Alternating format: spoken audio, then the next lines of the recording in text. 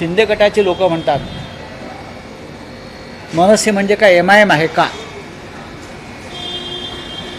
नाही, पण आमच्यासाठी आणि महाराष्ट्रासाठी शिंदे गट म्हणजे MIM आहे. मराठी माणसातला MIM बेईमान, महाराष्ट्रद्रोही, त्याच्यामुळे त्यांच्याबरोबर जाणारे सुद्धा त्याच विशेषणांना पात्र ठरतात. सत्ता मिळाली नाही, काही मिळालं नाही म्हणून अशा प्रकारे बेईमानी करणाऱ्यांना महाराष्ट्र माफ करत नाही. तुमची काही व्यक्तिगत कारणं असू शकतात ती तेवढ्यापुरतीच ठेवायला हवी.